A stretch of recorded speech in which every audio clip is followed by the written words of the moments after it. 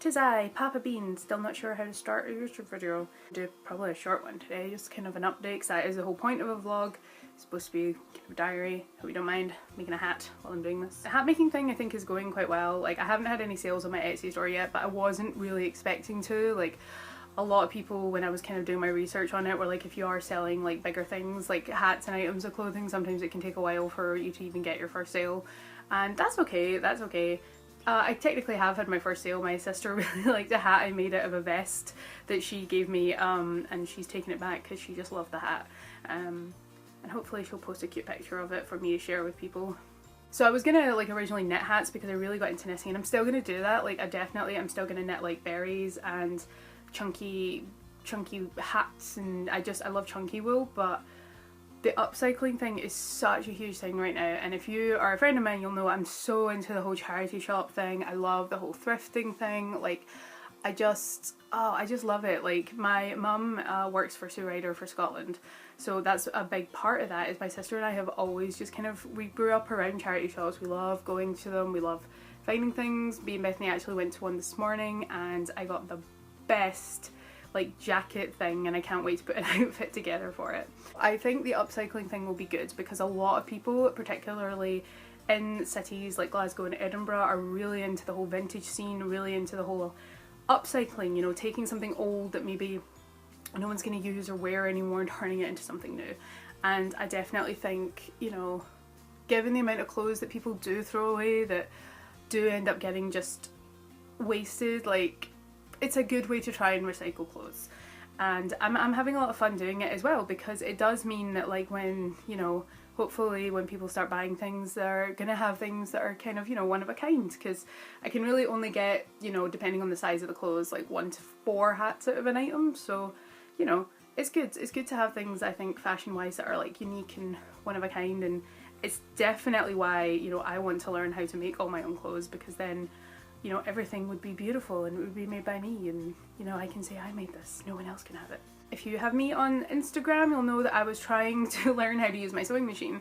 I didn't get really far. That sewing machine was given to me by my best friend. She gave it to me a few years ago for my birthday, or it was a Christmas, I can't quite remember. We were both really into sewing, and she knew I really wanted to learn how to use a machine because it would make so much faster. But I'm also kind of scared of them, so when she got me the sewing machine, I was like, no, I can't do this, it's too scary. I have only opened that sewing machine once, and I was taking everything out the box, and the foot pedal, like, if you know a sewing machine, they have like the little foot pedal that you press to make it go, like, you know, an accelerator on a car. And yeah, it wasn't in the box, and I was like, I bet you anything I couldn't pack it in the box, because for some reason when you unpack a box you can never get everything back into it. I bet you I couldn't fit that there, and I put the pedal somewhere else. Like, I probably just chucked it in a drawer, and probably when I was having a clear out threw it away because I didn't know what it was. And it turns out you cannot operate a sewing machine without it. A lot of like modern fancy home ones you can, because they're designed for people with like arthritis and stuff like that, but they're big because it needs to be like programmable, and yeah, you can't sew without it. So, and then I was like, oh well, I'll just get a replacement part. Replacement part will be so easy to get. Like, the foot pedal is like the equivalent of a mouse basically on a computer. Like, you just plug it in and go. It turns out foot pedal replacements are like, they're like 30 quid up to 50 quid sometimes, and I was like, I might as well just buy a new machine for that. Again, a lot like a car. Like, when your car needs something replaced, half the time you are better just buying a new car because of how expensive it turns out to be. So I found like a little hand sewing kind of machine that only does like 2 different stitches. It's like really basic, but it literally uses the exact same foot pedal I had before with the exact same adapter.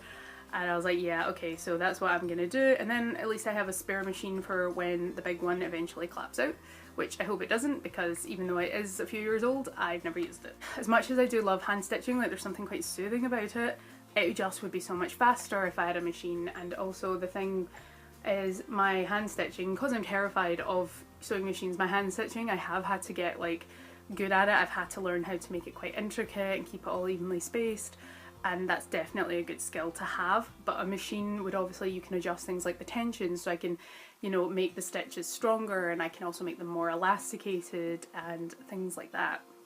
And as well, it would just really saved me a lot of time. So I'm excited to actually learn how to use my sewing machine, even though it's quite a basic one. I think I'll be able to do a lot with it because my projects aren't going to be very big. You watched my last video, or you are a friend of mine, or you stalk me on the old Snapchats. I reapplied for university. UCAS, obviously they let you have, I keep saying obviously in this video, obviously is the word of the day. If you apply to UCAS, you get 5 placement choices for where you would like to go. I'm now not wearing a berry because my camera cut off because it ran out of storage, so I had to go delete some things so that I could like do some more filming. Anyway, so back to what I was talking about before my camera cut me off and I removed my berry mysteriously. Basically, yeah, so I've heard back from 2 of my 5 placement choices, one of which I really wanted to get.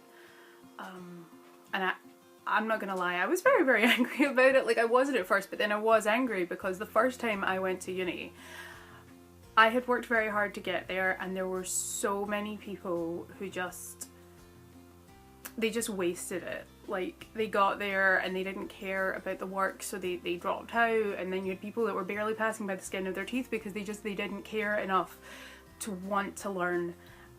You know, and that's what going to university is supposed to be. It's supposed to be about learning. It's supposed to get you excited about the things you're interested in. And while uni was definitely horribly stressful, it was also like wonderful to just be able to study books, study writing, the things that I really care about. You know, it was awesome. And it's just gutting because I know like 100% like most of the people, the types of courses I applied for, you know, it's not the same as the kind of degree I did before where it's like very much academic based. This is like a mixture of academia and like hands-on practical, and you know, it's not like anything I would have ever done before. And I know 100% there will be people who get in, most of whom, you know, they will be passionate people who really want to do this and who really care, but I also know that there will be that kind of small minority who won't care, who, you know, will drop out, and you know, it's essentially going to be wasted on them. And I know it wouldn't have been wasted on me, and that's what makes it really